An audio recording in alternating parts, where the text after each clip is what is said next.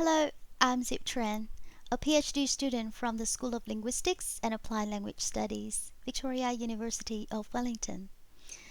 As part of my PhD research, I looked at a local test of listening comprehension in Vietnam and investigated the impacts of the multiple choice format on the test taker's cognitive processes. The findings helped to answer the question: does the multiple choice format compromise the cognitive validity of a listening comprehension test? In this presentation, I will first provide some background of the study and then quickly explain the methodology. The most important part will be the summary of major findings, and I'll finish with some implications for the use of multiple choice questions in tests of listening comprehension. So what motivated me to carry out this study is the fact that although the use of multiple choice questions in listening tests is very popular, it has been so under-researched. In particular, the impacts of multiple choice questions on L2 listeners' cognitive processes have not been sufficiently investigated. It is not yet clear which listening abilities can be best engaged by this format and which ones are not. This study partly addresses that issue by seeking the answers to the two research questions. How well did the multiple choice questions engage the ability to understand explicit information? And how well did the multiple choice questions engage the ability to draw inferences? The test that I used in this study is a high-stakes listening test developed and intended for use solely in Vietnam. This is the multiple choice test with 3 parts and 35 items. It is paper-based, and test takers were allowed to listen to the recording only once. In terms of methodology, 10 female students from a Vietnamese university volunteered to take part in this study. Their age range was 18 to 20.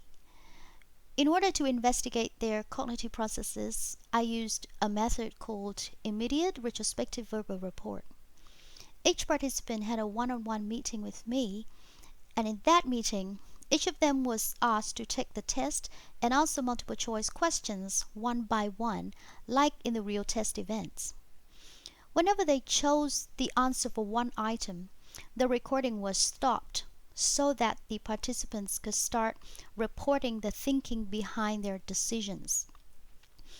This way, the effect of memory was minimized, and the information obtained through the verbal reports could closely reflect the actual cognitive processes that the participants went through. The language used for their verbal reports was Vietnamese, and once collected, the verbal data was translated into English, then transcribed and analyzed with NVivo 12. And here are the major findings. First, the multiple choice format was relatively useful in measuring the ability to understand explicit information. The main reason was that for items that targeted the ability to understand explicit information, the content of the spoken input was clear and straightforward, and the participants didn't have troubles understanding it. So they therefore could easily match their understanding with one of the given response options. However, for items that targeted the ability to draw inferences from what was heard, the multiple choice format was found to be much less useful. In terms of design, these items did not offer complete lexical overlap between the input and the response options, and the answers were implied rather than straightforward. This way of designing items did engage the participants' ability to draw inferences from what was heard, but only to a certain extent. In many cases, the participants reported using the word matching strategy rather than their true comprehension of text to figure out the answers. They simply listened to identify words in the input text that matched the words in the response options. This strategy in some cases led to the correct answers. So it became apparent that The participants' thinking processes were often shaped by the response options. So they were indeed listening to check whether the input matched the given alternatives, rather than listening to really understand what was implied by the speakers. That way, the multiple choice format sort of changed the nature of listening comprehension. And as expected, there was evidence of test taking strategies such as random guessing and elimination. It was also found that the opportunity to preview both the questions and the response options promoted test takers' dependence on the written input, especially when they were not able to make sense of the spoken input.